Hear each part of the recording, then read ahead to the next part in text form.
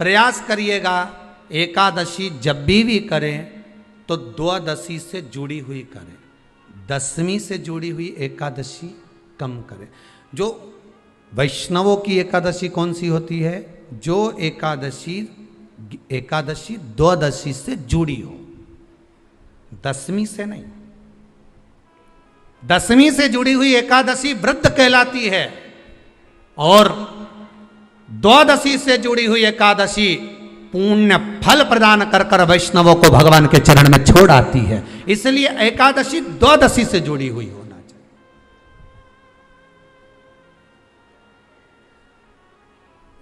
अब कई लोग क्या करते हैं, जो दशमी से जुड़ी हुई एकादशी रहती है ना, उसको करते। पर वैष्णवों की जो एकादशी मान्य है, वैष्णव धर्म की जो एकादशी होती है वो द्वादशी से जुड़ी हुई होती है, वह 12 से जुड़ी हुई होती है, द्वादशी से जुड़ी होना चाहिए महाराज। तो वो वैष्णव जो एकादशी होती है, वैष्णवों की एकादशी होती है, वो द्वादशी से जुड़ी हुई पूर्णता का सुख देने वाली होती है। हमें घटने के साथ नहीं चलना, ध्यान दीजिएगा। हमें किसके साथ चलना है? बढ़ने के साथ, क्योंकि हमको आगे बढ़ना है कि पीछे आना है। वैष्णव आगे बढ़ता है, वैष्णव का धर्म है कि अग्रण्य भाव में चले। इसलिए वैष्णवों की जो एकादशी होती है वो आगे की ओर जाती है, अग्रण्य भाव में बढ़ने वाली, द्वादशी की ओर प्रवेश करने वाली। अर्थात हमारे कदम उन्नति की ओर बढ़े, हमारे कदम आगे वैभव की ओर बढ़े, संपदा की ओर बढ़े और भगवान के चरणारविंद की ओर बढ़े, ना कि पीछे की ओर हटे। हम दशमी के साथ मिली हुई एकादशी ना करें, हम द्वादशी के साथ मिली हुई एकादशी।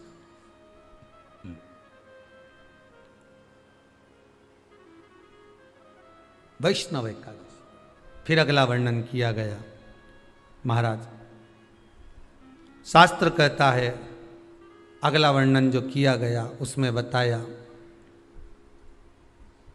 प्रयास करें जिस दिन एकादशी हो उस दिन घर में बुआरी झाड़ू आदि जो लगती है वो दूसरा लगा ले। क्यों?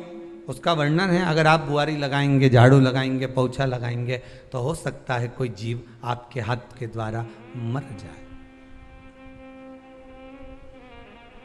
अब एक बार ये कथा हमने काशी में कह दी थी, तो एक अम्मा खड़ी हो गई और उन्होंने कहा, महाराज जी हम तो दोनों ही हैं और मेरी रे एकादशी, तो मैं पोछा किससे लगूं? अब मैंने कहा अम्मा तू तो रहने दे, तू ही लगा ले। अब हम कह दें कि अब एक तो बोल रहे कि हम घर में दो और आप कह रहे हो कि जिसका व्रत रहे वो पोछा ना, तो मत लगाओ, छोड़ दो एक दिन, कोई जरूरी है झाड़ू लगा लिया सब पोछा। तो प्रयास करो कि कोई जीव ना मरे, प्रयास करो।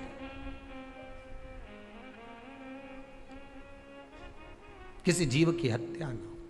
जैसे चतुर्थी का व्रत करने वाली जो माताएं होती हैं, जो चतुर्थी का व्रत करती हैं, आज भी चतुर्थी मान्य हो रही होगी, तो चतुर्थी का जो व्रत करने वाली होती हैं, जो चतुर्थी का पूजन करने वाली होती हैं, उनके भीतर का एक भाव होता है कि जैसे ही शाम का समय आए चंद्रदेव का पूजन करें, चंद्र जब प्रकट हो जाए, कलश भर लिया, उसके नीचे आखा दाना रख दिया, चावल गेहूँ जो भी आप रखते हो पूजन के लिए, ऊपर पात्र आदि रख दिया जलाशय, फिर अपन ने घी का दिया लगाकर पूजन भी कर ली। तो जो चतुर्थी का पूजन करने वाली होती हैं, जो चतुर्थी का नियम व्रत धारण करने वाली होती हैं, बड़ी बड़ी चतुर्थियाँ करती हैं या उसका नियम धारण करती हैं, तो चतुर्थी का जो पूजन करती हैं वो किस चीज के लिए होता है? केवल संतान, पुत्र, परिवार, हमारा कुटुंब, हम जिस कुल में हैं, हमारा कुल वैभव की ओर बढ़े, संपदा की ओर बढ़े और उसकी आयु बढ़े,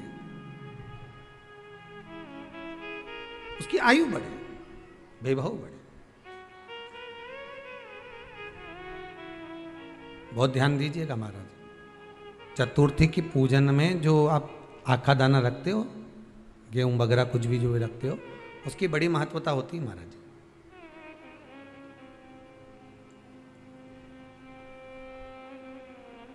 यहां तक कहा गया है, चतुर्थी की कथा तो आप लोग पढ़ते होंगे, जो लोग पढ़ते हैं उनको मालूम होगा। चतुर्थी की कथा में लिखा है, चौथ माता के व्रत में वर्णन किया गया है कि वो आखा दाना जो रखा जाता है, मान लो कोई जरूरी काम होता है तभी आखा दाना को रखा जाता है, संभाल के रखते हैं कि हम इस काम के लिए जा रहे हैं और हमारा ये कार्य सफल होना चाहिए। तो जिसने चतुर्थी का व्रत करा है, जिसने चंद्रदेव का पूजन करा, चतुर्थी का व्रत करा, वो गणेश जी से विनती करके वहां से 2-4 आखा दाना उठा ले, और जो व्यक्ति का काम अटक रहा है अपने ही घर का, पर दूसरे कुल को नहीं देना, अपने ही कुल के अंतर्गत जो काम अटक रहा है उसकी जेब में, उसके पल्लू में उस चीज़ को रख दिया जाए। तो चतुर्थी जो अगली आती है, जैसे आप महीने की करते हो तो महीने की, और आप जैसे करते हो कि 4 अलग बड़ी बड़ी चतुर्थी करते हो, तो उसके अनुसार आपका कार्य सिद्ध होता ही है। उस आखे दाने का इतना महत्व होता है क्योंकि चतुर्थी का व्रत करने वाली माता जब व्रत करती है तो स्वयं चतुर्थी की कथा में लिखा हुआ है कि पार्वती जी गणेश जी से चतुर्थी की कथा बचवाती। चतुर्थी की कथा बाची किसने थी? स्वयं गणेश जी महाराज ने। और सुनी किसने थी? माता पार्वती। बाचने वाले गणेश जी थे, सुनने वाली माता पार्वती थी। तो चतुर्थी की कथा जब होती है तो उसको स्वयं गणेश जी बाच रहे हैं। तो व्रत कौन सुन रही है? माता पार्वती। और आपने जो आखा दाना लिया वो गणेश जी के भाव से लिया, गणेश जी से निवेदन करके, विनय करके, प्रार्थना कर कर उसको प्राप्त किया, आपने उसको लिया।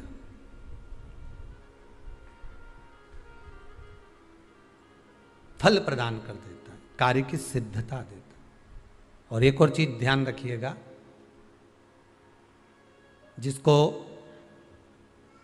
पथरी की बीमारी हो या किडनी लीवर में कोई तकलीफ उत्पन्न हो जाती है, डायलिसिस चल रहा हो या डॉक्टर बोल रहे हों कि चेंज करना पड़ेगा, तो उसके पहले कोई सी भी 4 चतुर्थी, कोई सी भी 4 चतुर्थी, सफेद दुर्वा, जब गणेश शिव महापुराण की कथा बातचीत थी पिछले वर्ष की, शायद हमारे चैनल पर डली होगी, आप जब जाएंगे तो उसमें प्राप्त होगा। तो सफेद दुर्वा, और दुर्वा का भी वर्णन करा था कि दुर्वा कहाँ से उत्पन्न हुई थी, दुबा का भी व्याख्यान वर्णन करा था कि दुबा का महत्व क्या है, इसको अमृत क्यों कहते हैं, उसका भी वर्णन करा गया था कि सारे पेड़ पौधों को काट कर पटक दो वो सूख जाते हैं, पर दुर्वा को भले काट लिया 1 साल बाद वापिस ले जाकर डाल दो और पानी के अंदर दुर्वा हरी हो जाती है, अमृत कहते हैं उसको। तो उसमें सफेद दुर्वा, जिसका किडनी लीवर का प्रॉब्लम होता हो उसको सफेद दुर्वा बालचंद्र का स्मरण कर कर 7 बार घुमाकर वो सफेद दुर्वा सुबह के समय खाली पेट थोड़ी सी दुर्वा का भाग दांतों से चबा चबा कर उसको निगल लेना चाहिए। पथरी होती है तो 15 से 20 दिन में वो बाहर निकल जाती है, किस मार्ग से निकले, यूरिन आदि के माध्यम से वो बाहर हो जाती है। और अगर किडनी लीवर की प्रॉब्लम होती है, डायलिसिस चल रहा होता है, तो उसमें भी आपको सुख की प्राप्ति होती है। हफ्ते में अगर 2 डायलिसिस हो रहे हैं तो हो सकता है बाबा चाहेगा विश्वनाथ तो 1 कर देगा, धीरे धीरे उसको फिर 4 चतुर्थी कर लीजिए। सफेद दुर्वा का स्मरण। सफेद दुर्वा कहाँ मिलती है? तो कहा जहां जलाशय होता है, जहां कुआं हो, बावड़ी हो, तालाब हो, पानी जहां भरा रहता है, उसके नजदीक में सफेद दुर्वा उत्पन्न होती है। सफेद दुर्वा वहां रहती है। सफेद दुर्वा का स्मरण शिव कथा कह रही है। अगला वर्णन किया है भगवान।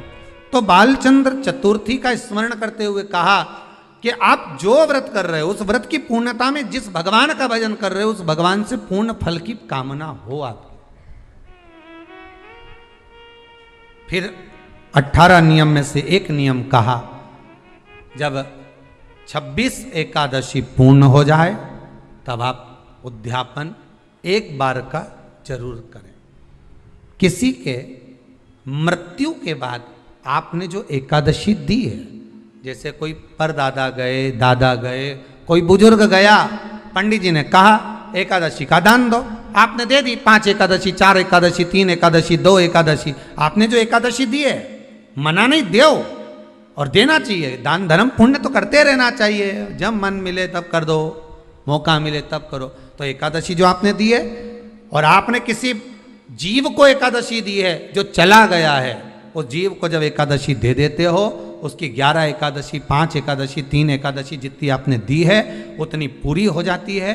उसके बाद में एकादशी का एक व्रत नहीं रखना चाहिए, उसके बाद फिर अगला एकादशी का व्रत धारण करना चाहिए, वापिस फिर पुनः। तो क्या करोगे उस दिन? जिस दिन आपने एकादशी जीव को दे दी, 5 एकादशी दी, तो छठी एकादशी पे क्या करोगे उसको? ये नहीं कि आपको अन्न खाना है, आपको व्रत नहीं रखना, पर आपको अन्न का सेवन नहीं करना। उस दिन दूध की सामग्री, कोई फ्रूट्स, कोई फल आपको उस दिन ग्रहण कर लेना। पर आपको ये नहीं करना है कि हमने तो एकादशी करी ही नहीं है आज, तो हम अन्न खा लेंगे। नहीं, कथा में वर्णन आया था, कल कथा में कहा था, मुर को जब मारने का समय आया, पाप सामने आ गया, भगवान ने उस पाप को किस में ले जाकर छोड़ा? पाप पुरुष को अन्न के भीतर। पाप पुरुष कहाँ गया? अन्न के भीतर। एकादशी के दिन एक दिन पाप पुरुष अन्न के भीतर रहता। एकादशी का अगला वर्णन ध्यान से सुनिएगा। मान लो आपने एकादशी का उद्यापन में बाद में करूं नहीं करूं, श्वास का कोई भरोसा है? बोलो तो, है क्या कोई भरोसा? नहीं। श्वास रुक जाएगी चलते चलते, शम्मा बुझ जाएगी जलते जलते, दम निकल जाएगा रोशनी का, क्या भरोसा है इस जिंदगी का? कोई भरोसा है कि आप 26 एकादशी पूरी कर पाओगे? नहीं, किसी ने देखा हो तो बात दूसरी। एक बार वो युधिष्ठिर के सामने कोई मांगने के लिए, एक दरवाजे पर कोई दान मांगने के लिए आ गया युधिष्ठिर के पास, और युधिष्ठिर ने कह दिया, महाराजा युधिष्ठिर बोले कल आकर ले जाना, कल आओ ले जाओ।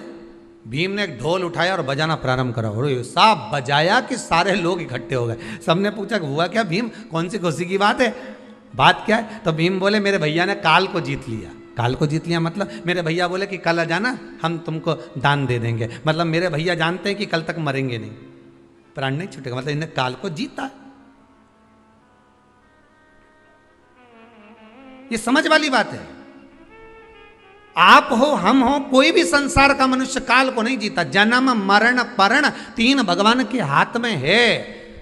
डॉक्टर ने कह दिया इतनी तारीख तक बच्चा होगा, मालूम पड़े आगे पीछे कभी भी हो जावे, 15 दिन पहले, 8 दिन बाद, 4 दिन पहले, ये तो भगवान क्या कहा, इसको ले जाओ, अंतिम सांसें चल रही है, मर जाएगी कुछ दिन में। मालूम पड़ा घर लिया है, 6 महीना हो गया, 5 बार तो नीचे सुला दिया, गोबर लीप के डुकरिया, फिर जिंदा हो गई वापिस। 4 बार तो फोन लगा के पूछ लिया कौन सा पाठ सुना दें कि निपट जाए, बिस्तर पे सड़ गई। भगवान भी कह रहा है मई रखो, शिव पुराण नहीं सुनी, मई रखो। क्या करोगे लाकर? परण पत्रिका देखकर कह दिया दूसरे महीने में ब्याह हो जाएगा। मालूम पड़े बीच में लॉकडाउन फंस गया, 1 साल तो यूं ही निकल गया। अब फिर पंडित जी से कहा, आपने तो कहा था 2 महीने में हो जाएगा। पंडित जी बोले लॉकडाउन भी तो आ गया था, क्या करें?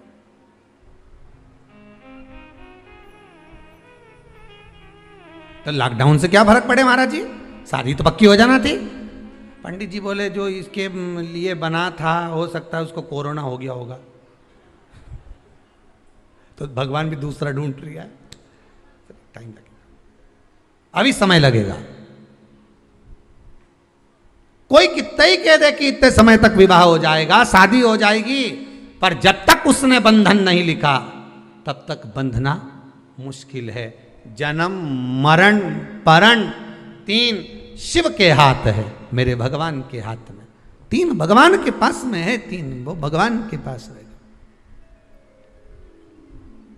कोई कितना ही कह दे, ना आपका ना हमारा, क्या भरोसा है इस जिंदगी का, क्या भरोसा है? आज हैं कल नहीं, क्या भरोसा? तो फिर मान लो हमने 7 एकादशी का व्रत कर लिया और उद्यापन नहीं कर पाए, 26 का इंतजार कर रहे थे और उससे पहले निपट गए, तो फिर उद्यापन ऊपर करोगे? अरे बोलो तो सही, उद्यापन कहां करोगे?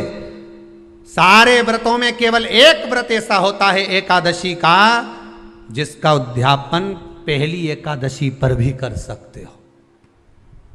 सारे उद्यापन में केवल एक उद्यापन ऐसा होता है, सारे व्रतों में एक व्रत का उद्यापन ऐसा होता है, वो है एकादशी का।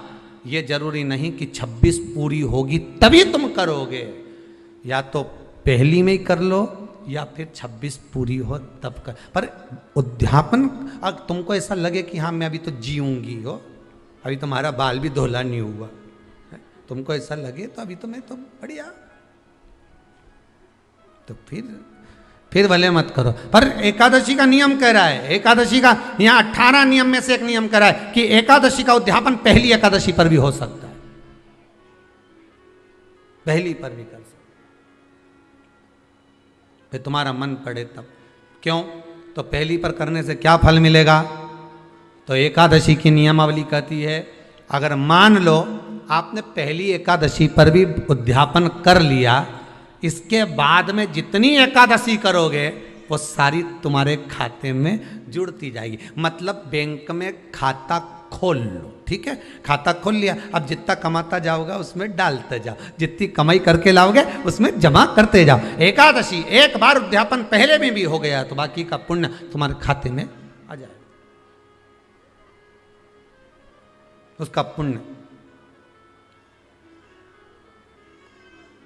एकादशी का उद्यापन बड़े महीने में माघ शुक्ल एकादशी के दिन, माघ का महीना हो, शुक्ल पक्ष की, जम के बोलिए, एकादशी हो, प्रयास करना कि आप उद्यापन करें, भले 5, 10, 11, 12 जितनी एकादशी हो जाए, 26 हो जाए तो ज़्यादा अच्छी है, नहीं तो आप करें तो माघ महीने की शुक्ल पक्ष की एकादशी के दिन आप उद्यापन करें, प्रयासरत करें,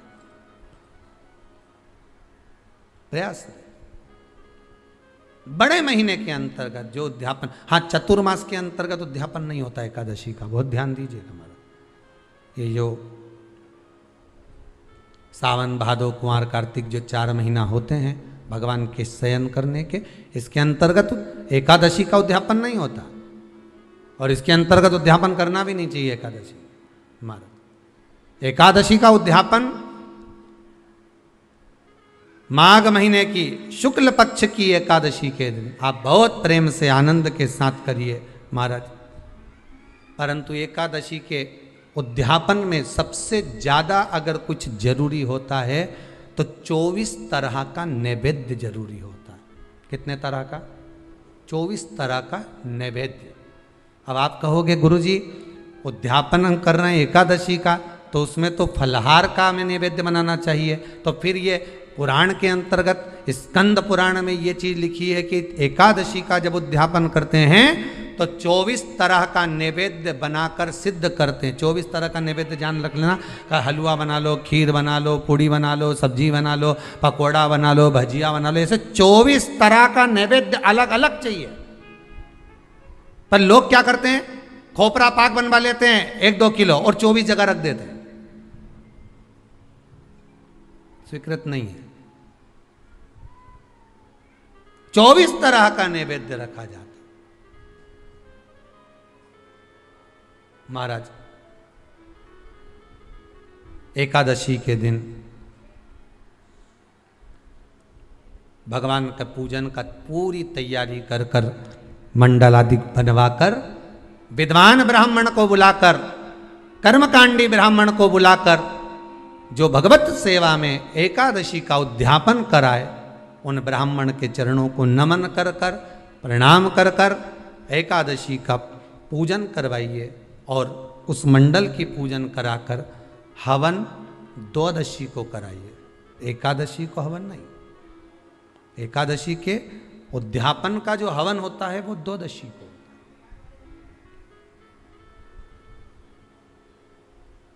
एकादशी का उद्यापन द्वादशी को बड़े प्रेम से आप खूब आनंद से हवन पूजन कराओ। पूजन कराने के बाद, हवन कराने के बाद 26 जोड़े ब्राह्मण ब्राह्मणी के बुलाकर भोजन कराकर उनको भाव से जो आप समर्पित कर सकते हो, जितनी आपकी सामर्थ्यता हो, उस सामर्थ्यता के अनुसार आप दान धर्म पुण्य करो, आप उन्हें प्रदान करो। और बन सके तो एकादशी की रात्रि को भी जागरण करें और द्वादशी के दिन जिस दिन हवन करें उसकी भी रात्रि को कुछ जागरण करें। जागरण का मतलब पहले भी कथा में कहा, प्रदोष की कथा में वर्णन किया था। हम ये नहीं कहते कि तुम पूरी रात जगो, हमारा तो निवेदन है 15 मिनट का करो, आधे घंटे का करो, 20 मिनट का करो, पर रात्रि के समय थोड़ी देर अगर एकादशी का उद्यापन कर रहे हो तो जागरण थोड़ी सी देर अवश्य करें। नहीं कर सकते अकेले बैठकर राम नाम जप लें, भजन कर ले, पर करो।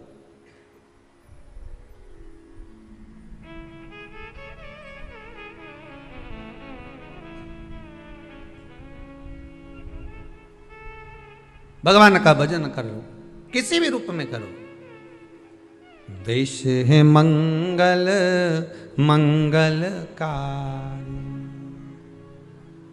अवधूत रूप निराला हो,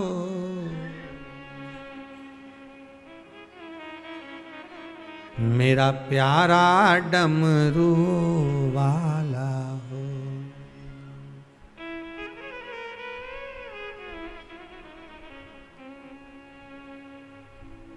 भगवान शिव का जिस भाव से, जिस आनंद में करे, भजन करो। धीमा बजाओ भोलानाथ डमरू, धीमा बजाओ, धीमा बजाओ भोलानाथ डमरू, धीमा बजाओ। ओ धीमा बजाओ भोलानाथ डमरू, धीमा बजाओ, धीमा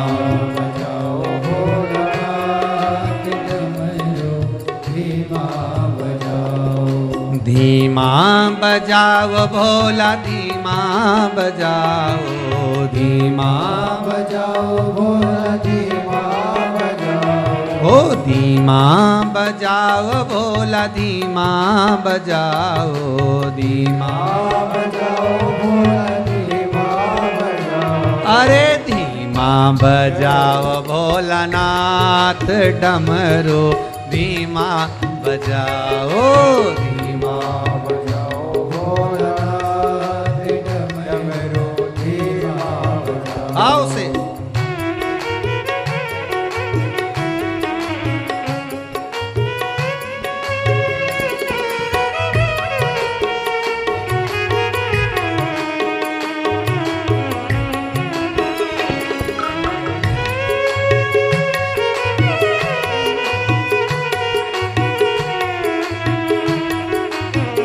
हर भोले।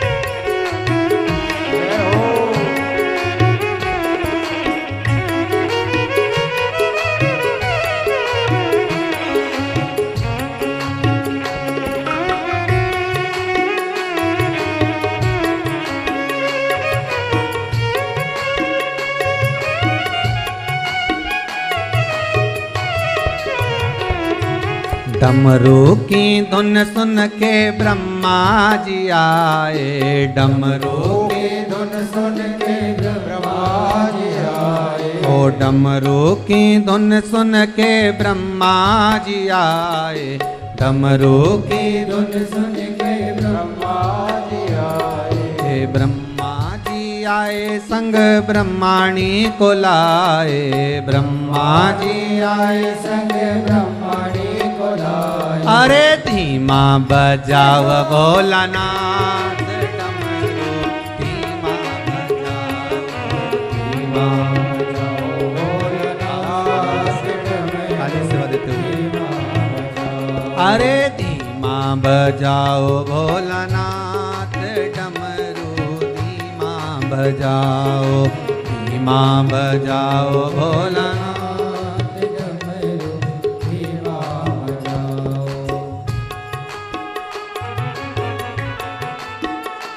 बड़े भाव से, बड़े आनंद के साथ ताली सेवा देते हुए जितने भी आस्था चैनल पर कथा को श्रवण कर रहे हैं, दोनों हाथों से बड़े प्रेम से आनंद के साथ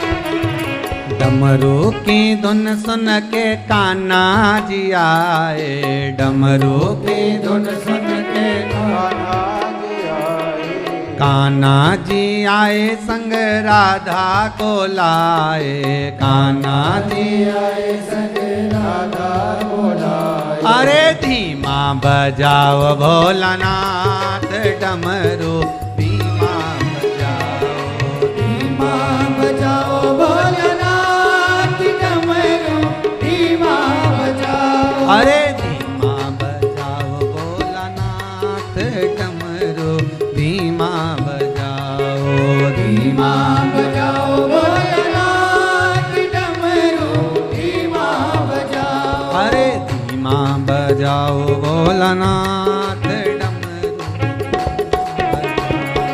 धीमा बजाओ भोलानाथ डमरू, धीमा बजाओ, धीमा बजाओ भोलानाथ डमरू, धीमा बजाओ, धीमा बजाओ भोलानाथ डमरू, धीमा बजाओ।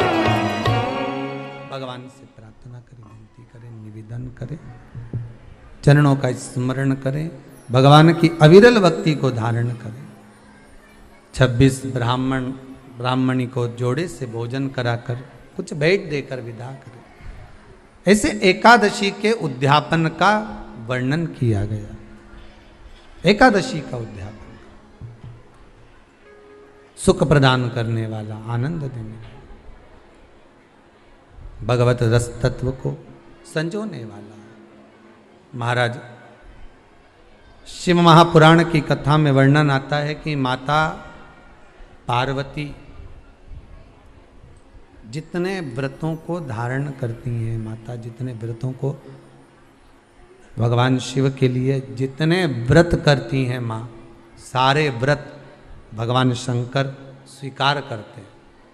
एक बात हमारे जीवन में आप उतार कर रखी है कि आप सोमवार का व्रत कर रहे हैं या मंगलवार का व्रत कर रहे हैं, बुधवार, गुरुवार, शुक्रवार, शनिवार, प्रदोष, एकादशी, जो भी व्रत धारण कर रहे हैं, जो भी व्रत आप अपने जीवन में उतार रहे हैं, कर रहे हैं, प्रयास करना कोई व्रत, कोई पूजन, कोई पाठ, कोई अनुष्ठान आप अपने लिए करो, दूसरों को बर्बाद करने के लिए नहीं। उसका ऐसा हो जाए मैं माता जी को चुनरी चढ़ाऊंगी, नहीं। उसका ऐसा हो जाए, उसका ऐसा हो जाए, नहीं नहीं, आप अपने लिए करो ना।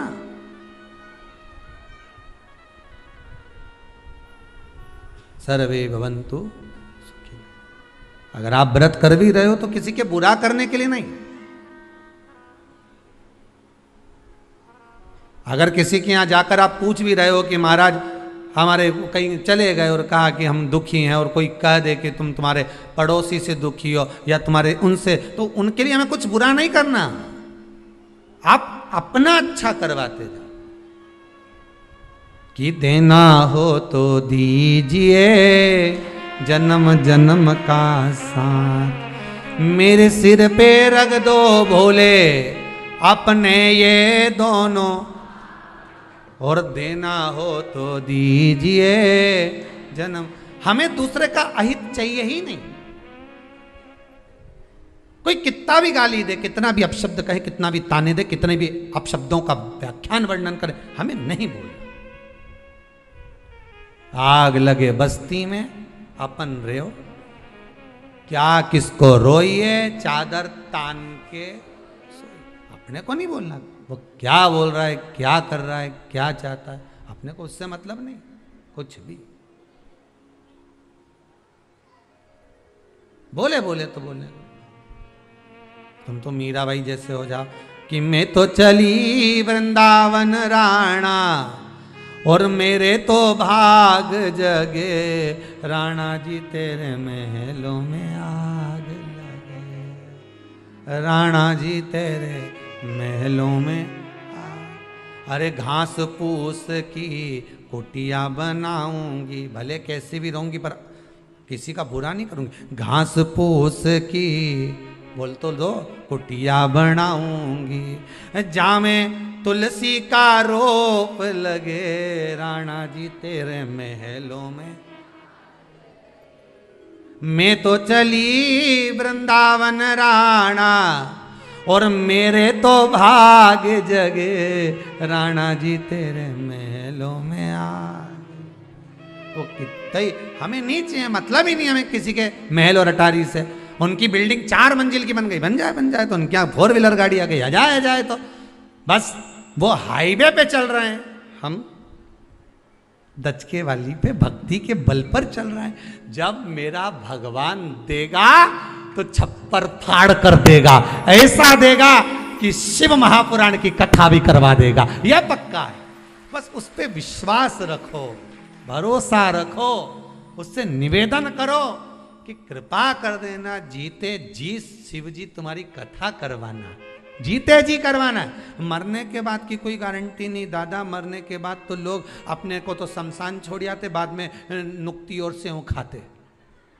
हाँ, हमें उससे मतलब नहीं, हमें तो जीते जी करा, बस मरने के बाद की कोई बात।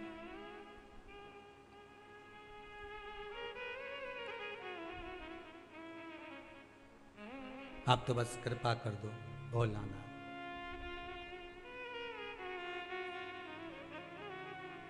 तेरे दरबार की बाबा निराली शान देखी है। जब भी सुना एक ही बात सुनी कि तूने चोर को कुबेर बना दिया। तुम इतना तो कह सकते हो, जितने आस्था पे सुन रहे हो ना, तुम इतना तो कह सकते हो। जब भी सुना एक ही बात सुनी कि चोर को कुबेर बना दिया। क्या मैं चोर से भी बदतर हूं जो अभी तक मुझे देने में पीछे हटे हो? क्या मैं उस चोर से भी गई बीती हूं? क्या मैं चोर से भी गया बीता हूं जो अभी तक मेरी नहीं सुन रहे हो?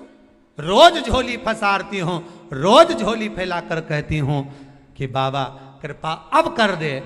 इतना तो उससे कह सकते हो, उसको थोड़ा सा तो याद दिलाओ कि चोर को कुबेर बनाया था।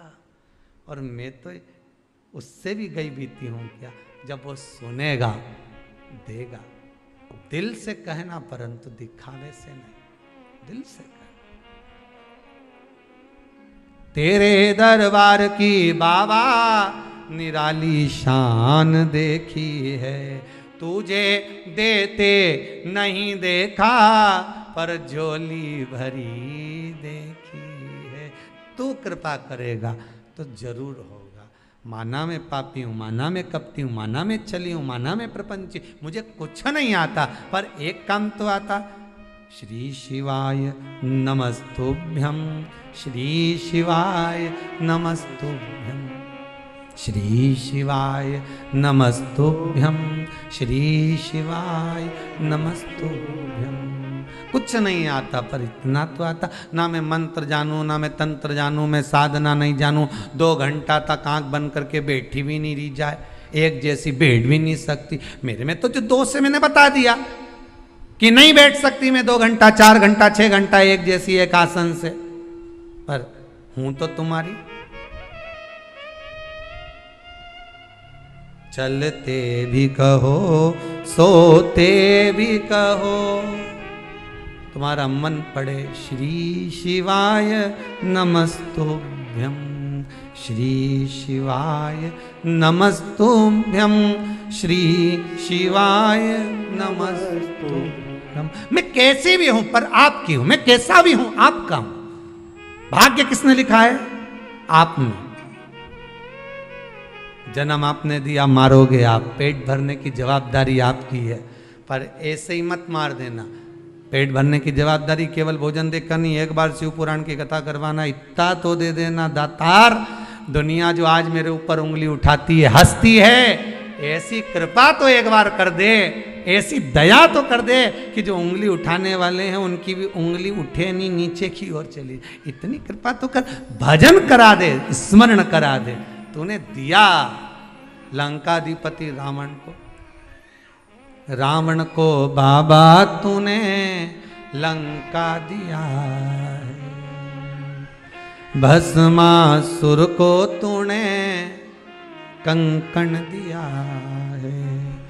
उसी ने तेरा पीछा किया भोले बाबा, शंभू बाबा भोले बाबा, बमा बम भोले शंकर, गले में नाग भयंकर, बमा बम भोले शंकर, गले में नाग भयंकर, बमा बम भोले शंकर, गले में नाग भयंकर, बमा बम भोले शंकर, गले में नाग भयंकर।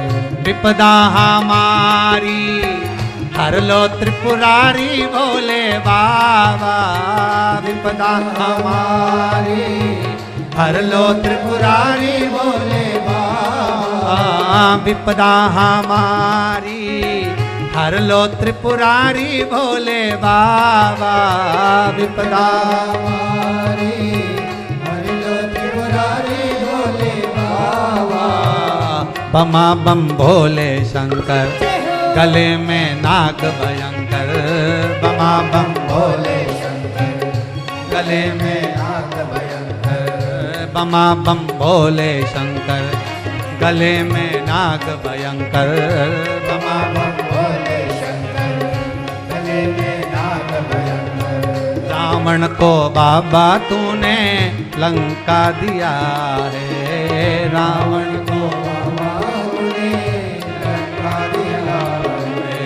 भस्मासुर को तूने कंकण दिया है, भस्मासुर को तूने कंकण दिया है। उसी ने तेरा पीछा किया रे भोले बाबा, उसी ने तेरा पीछा किया ओ भोले बाबा, भोले बाबा शंभू बाबा, बमा बम भोले शंकर, गले में नाग भयंकर, बमा बम भोले शंकर, गले में नाग भयंकर। हर हर महादेव।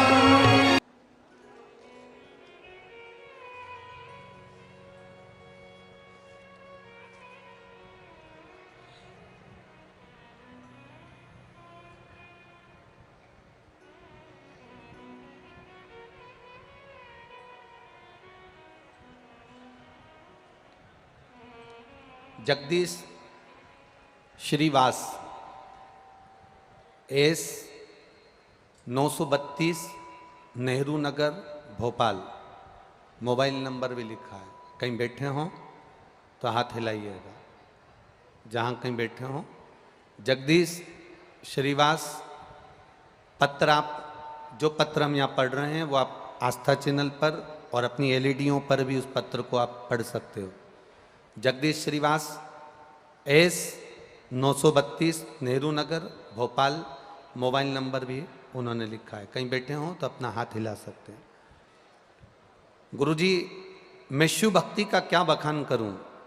मेरे पिताजी को दिनांक 21/1/2023 को अटैक आया, जिसमें मेरे पिताजी को डॉक्टर मनोरिया प्राइवेट अस्पताल में लेकर गए। वहाँ पर डॉक्टर ने बताया कि मेरे पिताजी के हार्ट की नसें ब्लॉक हो गई हैं, जिसका ऑपरेशन करना पड़ेगा। उन्होंने शिव कथा सुनी थी, जिसमें आपने बताया था कि 1 लोटा जल शिव जी को चढ़ाकर उसका आचमन करना है। शिव पर विश्वास, शंकर को 1 बेलपत्र चढ़ाकर उसका सेवन करना है। पिताजी के ऑपरेशन के लिए उन्होंने तारीख दी, हार्ट का ऑपरेशन होना है। हमने उनसे थोड़ा सा समय मांगा, उन्होंने दवाई दे दी और कहा इसका ऑपरेशन करना जरूरी है, क्योंकि नसें पूरी ब्लॉक है और हार्ट काम नहीं कर रहा है। पिताजी ने तो घर में आराम करा। हम 1 लोटा जल शिव जी को चढ़ाते थे, बेलपत्ती खाने को देते थे। उन्होंने खाना प्रारंभ करा। 2 महीने के बाद जब हमारे पिताजी को फिर चेकअप करवाने के लिए डॉक्टर के पास लेकर गए, तो डॉक्टर जिन्होंने पहले चेकअप करा था वही कह दिया कि अब इनके ब्लॉकेज धीरे धीरे हट गए हैं, अब इनको ऑपरेशन की जरूरत नहीं है। अब पीछे जांच की रिपोर्टें भी लगाई गई हैं, आप सारी जांच की रिपोर्टें भी पीछे देख सकते हैं।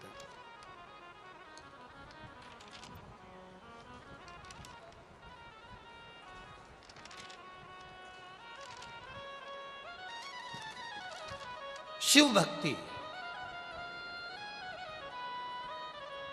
खाली न जाता कोई दर से तुम्हारे। जितनों को भी आती है लाइनें बोलना, वो चुप मत बैठना, बाबा को पुकारते हुए भाव से कहिए। खाली न जाता कोई दर से तुम्हारे, मैं भी खड़ी हूँ पाए पसारे। अपने हृदय से लगा लो,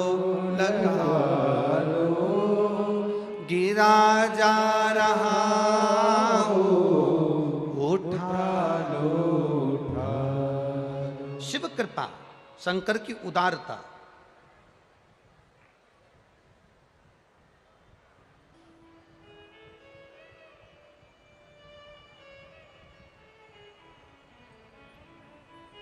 एक माँ ने लिखा है, श्रीमती सुमन चंद्रवंशी, कैलाश चंद्रवंशी, विवेकानंद कॉलोनी।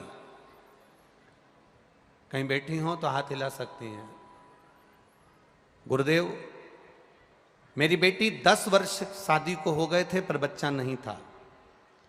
केवल एक पशुपतिनाथ का व्रत एक बार करा, गर्भ नहीं ठहरा। दूसरी बार फिर व्रत करा और बाबा की कृपा, शिव पे चढ़ा हुआ जल का आचमन, सफेद आंकड़े की जड़ का कमर में बांधना, बाबा की कृपा से मेरी बेटी के घर में एक पुत्र रत्न की प्राप्ति हुई है, जिसका फोटो मैं लगा रही हूं। पुत्र रत्न की प्राप्ति हुई है जिसका फोटो मैंने लगाया। शिव कृपा। भक्ति विश्वास के साथ में करिए, दृढ़ता के साथ, भरोसे के साथ। विचार करना, कथा के पंडाल में बैठकर अगर कथा सुन रहे हो, आस्था चैनल पर कथा सुन रहे हो, फेसबुक यूट्यूब पर कथा सुन रहे हो, थोड़ा शरीर में कष्ट हो सकता है, थोड़ी तकलीफ हो सकती है। धूप में आप आए हो, कई जगह पर धूप में खड़े भी हो, क्योंकि पंडालों में इतनी जगह तो है नहीं, तो आप लोग खड़े होकर भी कथा का रस तत्व ग्रहण कर रहे हो। कोई माताएं अपने साथ में चादर लाई हैं, कोई दरी लाई है, कोई छाता लेकर आई है, सब लगा कर चारों तरफ भक्त लोग खड़े हैं। उनसे निवेदन है, तुम्हारी ये 3 घंटे 4 घंटे 6 घंटे की आराधना खाली नहीं जाएगी, बाबा झोली भरेगा जरूर, ये निश्चित है, निश्चितता, ये खाली नहीं जाने वाली। तुम्हारा किया गया भजन, तुम्हारा किया गया कीर्तन, तुम्हारा किया गया मंत्र जाप खाली नहीं जाए। वो सहज नहीं है महाराज, उसकी भक्ति सहज नहीं, सरल नहीं।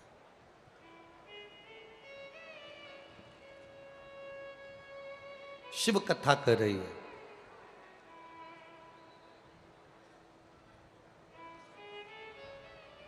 जिस महामृत्युंजय मंत्र को सिद्ध किया, जिस महामृत्युंजय मंत्र को प्रकट किया,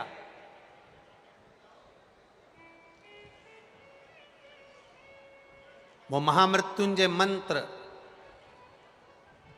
साधारण नहीं। जब मार्कंडे ऋषि की मां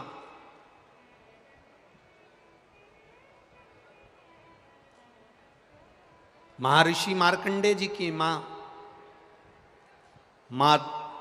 मृदुति, जब मार्कंडे जी गर्भ में थे, जब उनके यहां संतान नहीं हुई, कई साल निकल गए, कई वर्ष,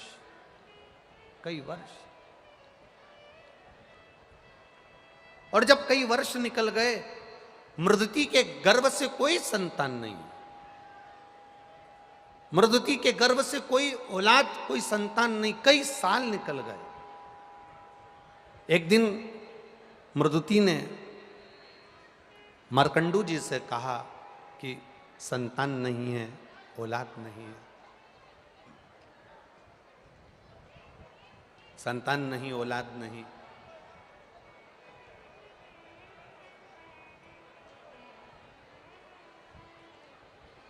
मैं क्या करूं कि मेरे गर्भ से संतान की प्राप्ति हो। मैं क्या करूं कि मेरे गर्भ से संतान की प्राप्ति हो। शिव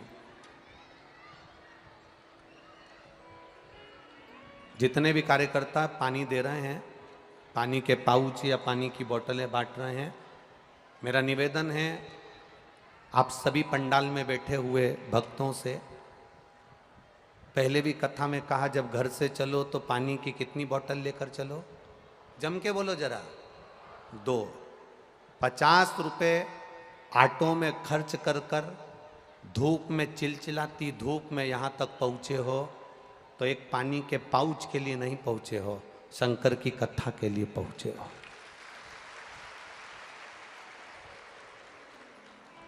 अगर कोई पानी का पाउच बांटने वाला भी आए तो उससे कह देना जब कथा पूरी हो जाए तब बांट देना, या कथा चालू हो तब बांट देना। हम 3 घंटे में से आधा घंटा आशीष जी ले लिए हैं, 2.5 घंटे की कथा है, इसको चूकना मती, इसको छोड़ना मती। ये जिंदगी संवारने के लिए 5 दिन मिले हैं भोपाल वालों को, बड़ी मुश्किल से मिले हैं, इसको छोड़ो मत, ये रह जाएगी। आप पानी का पाउच केवल अपने हाथ में पकड़ कर रह जाओगे। एक माँ अपने बच्चे को झुनझुना इसलिए पकड़ा देती है कि बच्चा से मेरा पीछा छूटे, मैं काम कर लूँ। देवादिदेव महादेव भी यही करते हैं, आपको हाथ में पानी का पाउच इसलिए पकड़ाते हैं कि तुम बातचीत में लग जाओ और शिव की कथा छूट जाए और महादेव की कथा पूरी हो जाए। आप सावधानी रखकर कथा का स्मरण करिएगा। जितनी पास में अगर कोई खड़ा भी है, बोल भी रहा है, तो उसके चरण छू लेना और उससे कह देना हम यहाँ 100 रुपये ऑटो में लगाकर धूप में तपते हुए केवल तुम्हारी बात सुनने के लिए नहीं आए, हमको कथा सुन लेने दो। टीवी पर तो रोज सुनते थे, आज यहाँ सुन लेने दो, केवल कथा। और क्या मिलेगा आपको 5 दिन की कथा सुनने के बाद? ये जो पत्रों का ये ढेर भोपाल वालों ने दिया है, ये पहले दिन का ढेर है, अभी 5 दिन में और ढेर लग जाएगा। क्या देगा वो? अगली कथा में एक पत्र तुम्हारा भी यहां लिखा हुआ मिलेगा, ये निश्चित है। बस विश्वास, भरोसा और दृढ़ता के साथ कथा कर तत्व ग्रहण करिए, एक भक्ति के साथ। देवराज जो नहीं जानता, शिव भक्ति से परे है, शिव भक्ति से दूर है, बहुत दूर शिव भक्ति है, उसे पड़ा है। क्या काम आया देवराज के? देवराज की माता जो 1 लोटा जल चढ़ाती थी वो देवराज के काम आया। और जिन मार्कंडे भगवान ने महामृत्युंजय मंत्र का उद्घोष करा है, जिन मार्कंडे भगवान ने महामृत्युंजय मंत्र का जाप करा है, जिन मार्कंडे भगवान की उम्र 12 वर्ष की और प्राण छूटने के लिए अंतिम समय में पिता के चरणों में जाकर गिर गए, मां के चरणों में जाकर गिर गए, और माता ने कह दिया केवल शिव नाम का जाप करिए, केवल शिव नाम का स्मरण करिए, शिव भक्ति का स्मरण करिए। मार्कंडे ऋषि की मां मृदिति मार्कंडू जी से कहती हैं कि मेरे गर्भ से संतान नहीं है, संतान का सुख नहीं है, कई साल निकल गए, कई साल। एक मार्कंडू ऋषि के घर में भी संतान हो रही है तो अल्पायु हो रही है।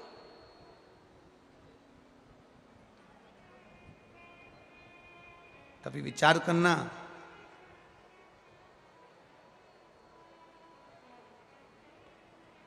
कभी अपनी बुद्धि में उतारिएगा कि मार्कंडू ऋषि के घर में संतान, एक ऋषि, संत, साधु, सन्यासी, तपस्वी, साधक, उपासक, विद्वान, प्रखंड पंडित, एक विद्वान से विद्वान ब्राह्मण जो सब वेद का ज्ञाता है, और उसके घर में भी अगर संतान हो रही है तो अल्पायु हो रही है। उसका कारण क्या है? केवल एक गलती मार्कंडू ऋषि के पूर्व जन्म में हो गई। कौन थे ये मार्कंडू? मार्कंडे जी के पिता मार्कंडू जी से एक गलती हो गई। मार्कंडू ऋषि पूर्व जन्म में एक व्यापारी थे, और वो व्यापारी जो दुकान चलाते, किराना बेचते, बहुत सुंदर उनकी व्यवस्थाएं चलती, उनकी धर्मपत्नी उनके साथ में रहती, सारा व्यापार संभालती, पति भी सारा व्यापार संभालते। समय निकलता गया, इनके घर में व्यापार संभालने वाला कोई बच्चा नहीं था। तब इन्होंने विचार करा कि करा क्या जाए, क्या करा जाए। तब इन्होंने विचार करा तो उनकी धर्मपत्नी बोली, एक काम करो, मेरा भाई फ्री है, मेरे भाई के पास में कोई काम नहीं है, आप मेरे भाई को अपनी दुकान पर लगा लो। पत्नी के कहने पर ये जो मार्कंडू ऋषि पूर्व समय में एक व्यापारी थे, उन्होंने अपनी पत्नी के भाई को, अपने साले को व्यापार में लगा लिया। अब साले को व्यापार में लगाया, धीरे धीरे साले ने देख लिया कि जीजाजी ने मुझे पूर्ण कार्य सौंप दिया है, सारा काम मुझे ऊपर सौंप दिया है।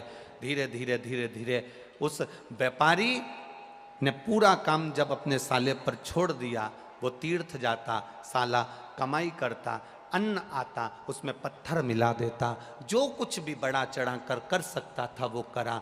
जितने लोग पत्थर लेकर गए, जितने लोग भोजन की वस्तु लेकर गए, उसमें से जो भोजन बनाकर अपने बच्चों को खिलाया, उसमें से एक ब्राह्मण माँ के 2 पुत्र थे, वो दोनों की दोनों अधोगति में मर गए, अधोगति में मर गए।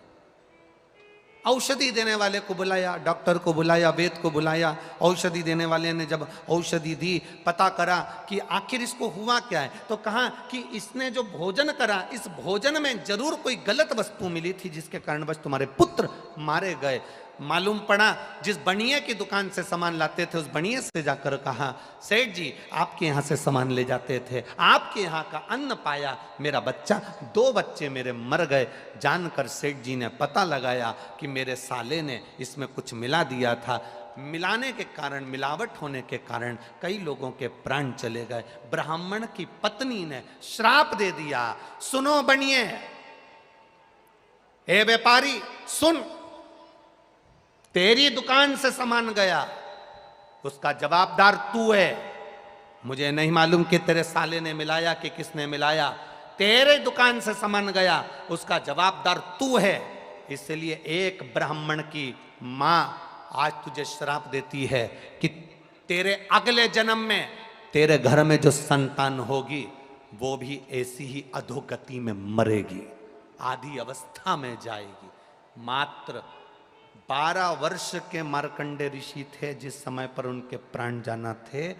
केवल एक मृदती, मार्कंडू की धर्म पत्नी, मार्कंडे जी की मां शिव की भक्ति करती थी और शिव आराधना में इतनी डूबी रहती थी, इतनी डूबी रहती थी कि अपने पति से कहा, मेरे यहाँ संतान नहीं है। पति ने कहा, क्यों चिंता करना,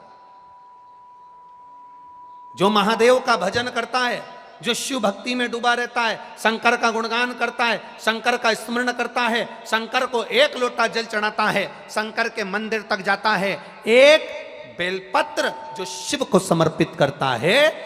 मार्कंडू जी ने अपनी पत्नी से कहा, वो जिंदगी में कभी खाली नहीं रहता, उसकी झोली जरूर भर आती है, ये निश्चित है। सारी समस्या का हल बोल बम का नारा है। एक सहारा उसका बनाकर चलो। मार्कंडू जी ने अपनी पत्नी को समझाया, मृदुति ने अपने मन से शिव की आराधना करना प्रारंभ करी। केवल मृदुति का काम क्या था, केवल मृदुति का काम क्या था? अभी तक शंकर के मंदिर में जाकर पूजन करती थी, अभी तक शिवालय में जाकर आराधना करती थी, अभी तक शिव मंदिर में जाकर अर्चना करती थी। अब मृदुति ने शिव के मंदिर में जाकर आराधना अर्चना नहीं करी है, मृदुति ने केवल एक काम करा है, शंकर के मंदिर में जाकर शंकर के मंदिर में सफाई करी है, शंकर के मंदिर में झाड़ू लगाई, शंकर के मंदिर में पोछा लगाया, शिव मंदिर शिवालय को केवल क्लीन करा है, साफ करा, केवल साफ। आपसे निवेदन है, शिव मंदिर में जाया करो, एक लोटा जल नहीं है, अगरबत्ती नहीं है, दिया नहीं है, बेलपत्र नहीं है, मंदिर में तुम्हारे पास चढ़ाने के लिए कुछ नहीं है, अपने घर से एक फटा हुआ कपड़ा ही ले गए या मंदिर में पड़ा हुआ एक वस्त्र उठाकर, बेकार पोछा उठाकर, झाड़ू उठाकर उस मंदिर को, शिवालय को केवल साफ भी अगर आपने कर दिया तो शंकर भगवान खाली नहीं छोड़ेगा, झोली भरेगा जरूर। ये मार्कंडू ऋषि की धर्मपत्नी का चरित्र है, देगा वो। और मृदुति ने मंदिर में, शिवालय में जाकर शंकर जी के मंदिर को स्वच्छ रखना प्रारंभ करा। शिव जी की कृपा हो गई, प्रसन्न हो गए। मार्कंडू मांगो तुम्हें क्या चाहिए? मेरे घर औलाद नहीं, संतान नहीं। शिव जी ने कहा संतान तो होगी पर उसकी उम्र ज्यादा नहीं होगी। क्या चाहते हो बोलो? चलेगा, 12 वर्ष भी अगर बच्चे की उम्र है चलेगा, आप दे दीजिए। पुत्र तो हो गया ना, मेरी पत्नी निसंतान तो नहीं कहलाएगी, बांझ तो नहीं कहलाएगी, आप दे दीजिए। शिव जी ने कहा जैसी आपकी मर्जी। मेरा वो घड़दानी, मेरा त्रिकालदर्शी, मेरा कैलाशी अविनाशी ने कह दिया तथा पुत्र हुआ। मृदुति के गर्भ में जब संतान आई, मार्कंडे ऋषि आए, मृदुति ने शिव के मंदिर में सफाई भी करी और शंकर जी को चढ़ाया हुआ जल का आचमन भी करा। तो गर्भ से जो संतान जन्म ली वो बड़ी बड़ी आनंद करने वाली, शिव भक्ति में डूबने वाली।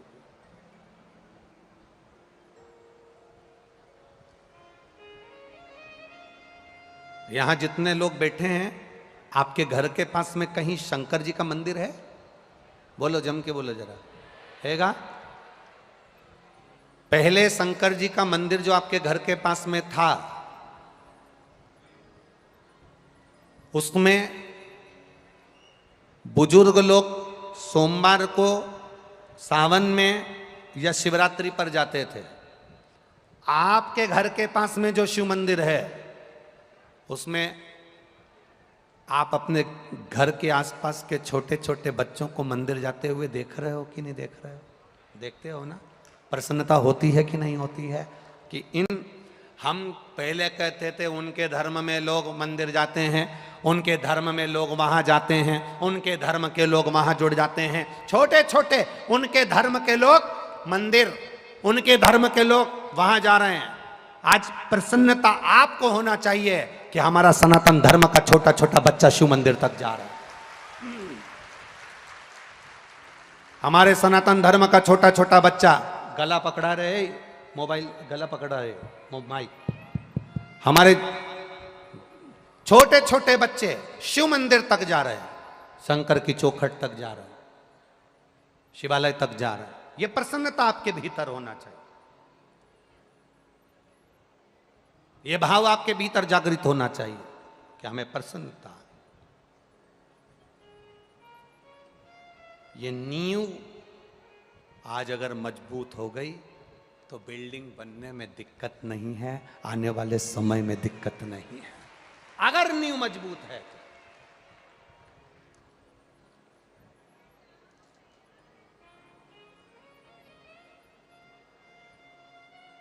और हो, ये तो शिव भक्ति का कोई भाव होगा जिसके कारण बस सीहोर यहाँ से 35-40 किलोमीटर दूर है। पर जरा विचार करिए, बाबा की कथा को, कुबेरेश्वर महादेव को भोपाल तक आने में इतने साल लग गए। आपकी प्रतीक्षा, आपकी परीक्षा, ये सब कुछ चलता है।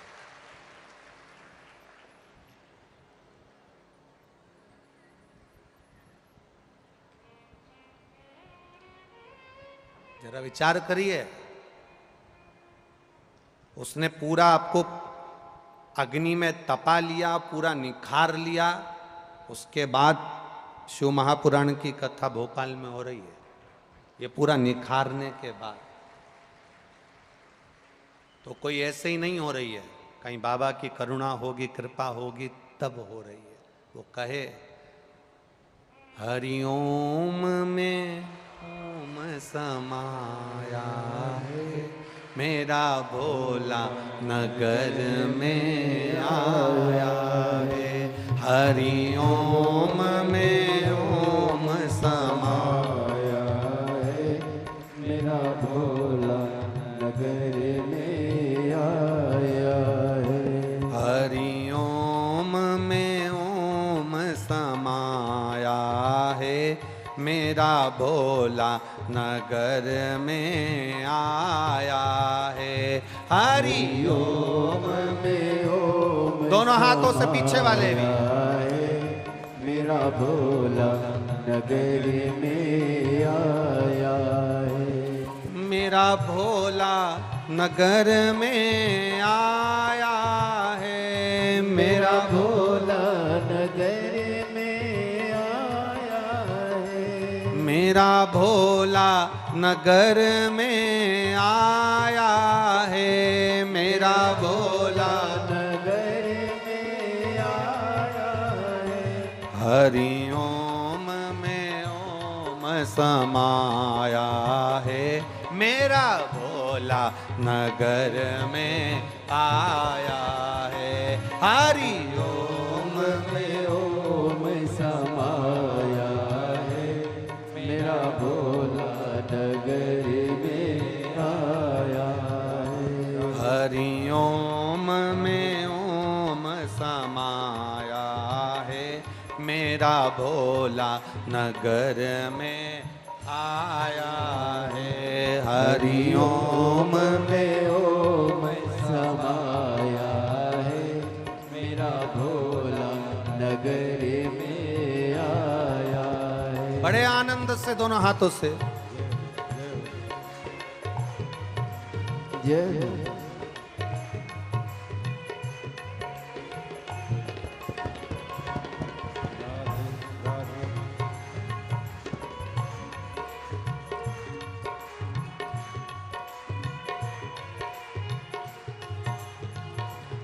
वाद्य यंत्रों की आवाज नहीं जा रही लड़कों के पास में।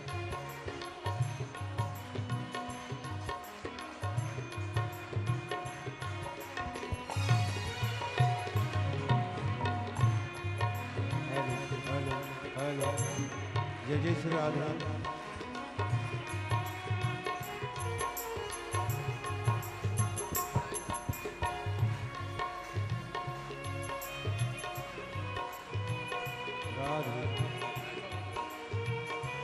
राधे राधे जय जय श्री राधे।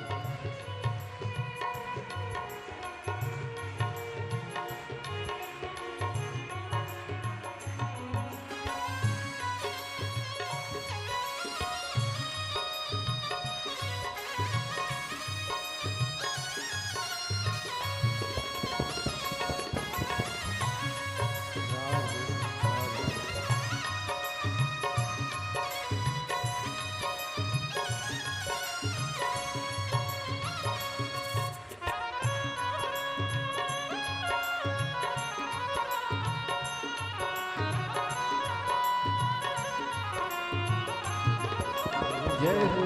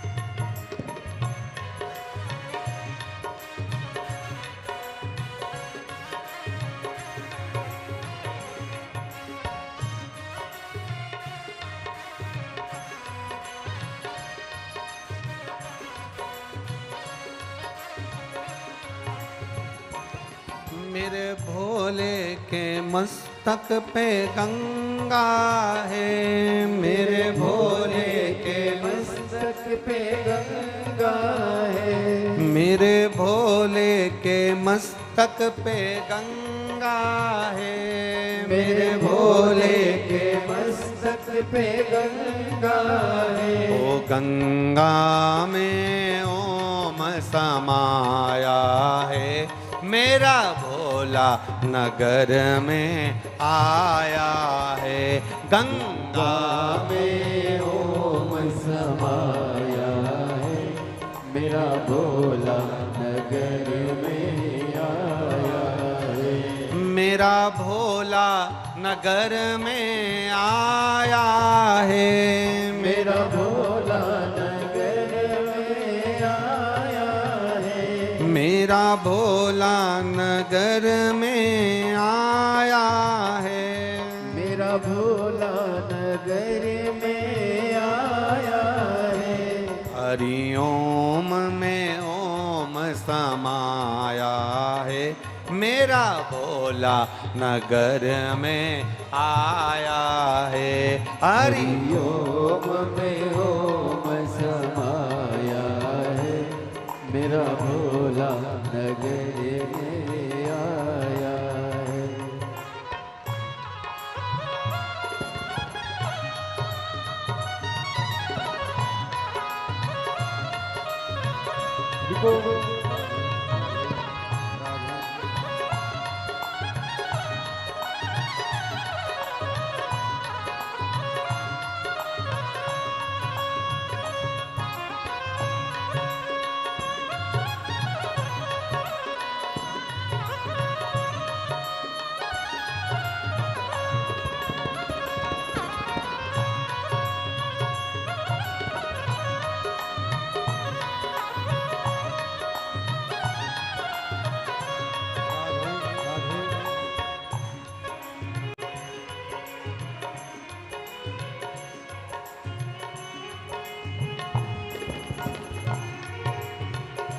जय हो।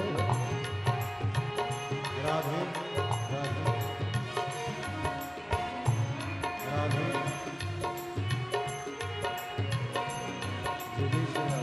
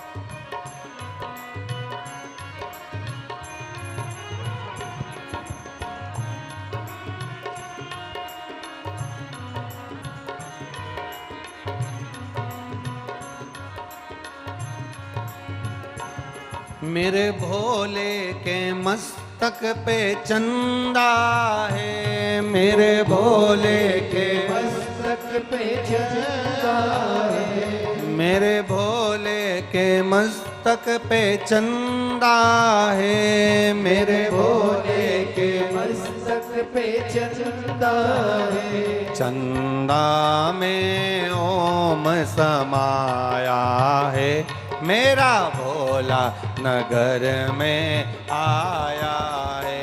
चंदा में ओम समाया है, मेरा भोला नगर में आया है। मेरा भोला नगर में आया है, मेरा भोला नगर में आया है, मेरा भोला नगर में